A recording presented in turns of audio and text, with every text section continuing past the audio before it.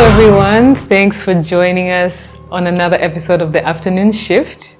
Memory, do you remember when we started filming? I know, right? Yeah. It's been such a long time coming. Yeah.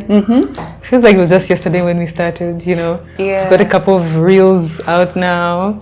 Now, what number are we at? Is it 10? I think we should be on our 10. Yay. I think we should be. That's a milestone. That's a milestone. Yeah. Kudos to us and kudos to you guys for keeping up with us and staying informed about all things study abroad. Yep. So today we'll be covering money matters, and to be specific, we'll be looking at cost of living.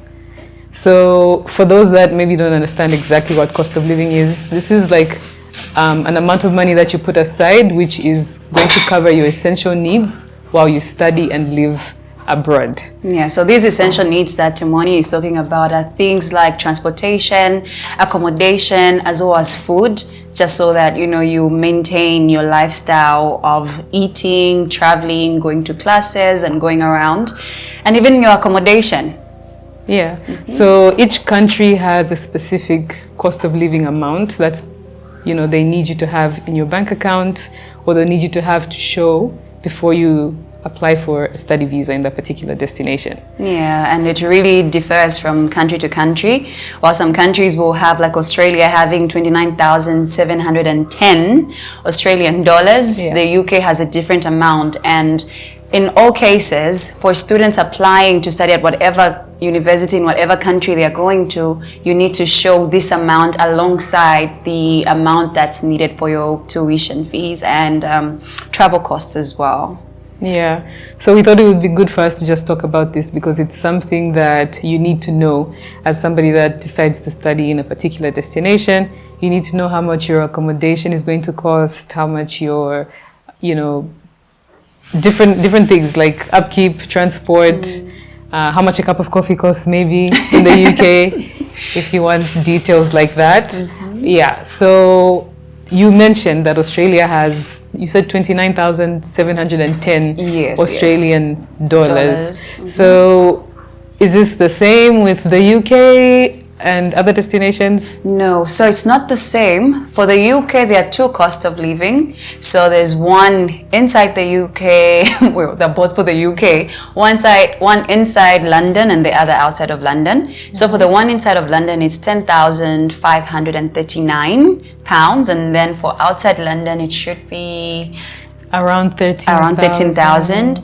And then for destinations in Europe, they could range between 8,000 to 12,000 depending on what country you are going to study in. And then what about countries like Malaysia, Mauritius? So there are certain countries that don't require you to show bank statements when you're applying for a visa, right? And Malaysia is one of those. Bank statements are not required at the visa stage. However, it's important for you to know that while you're studying, you will need about $6,000 per year just to cover your accommodation, to cover your transport, to cover your food and whatever other activities you'd like to take part in while you're studying there. So that's one for Malaysia. Which other one did you mention? I think the other one we haven't mentioned would be Canada. So the cost of living in Canada is about 20,635 Canadian dollars. So usually just round that off to like 21,000 Canadian dollars just for you to be safe.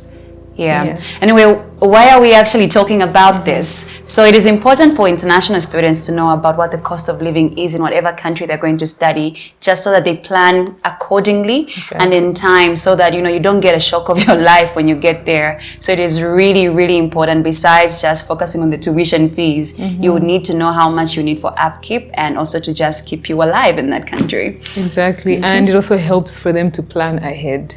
Yeah, so you don't necessarily have to start organizing your bank statements just at the point when you're applying for a visa. I think most of the times it's good to plan for these things even a year ahead. Because when they do ask you to show bank statements or to provide bank statements, they want them over a period of time. Yeah, this usually ranging, for the UK, it's 28 days. For Australia, it could range anywhere between 6 to 12 months. And then other countries also have their different requirements. So yeah, there you guys have it. Thank you so much for joining this episode and catch you on the next one.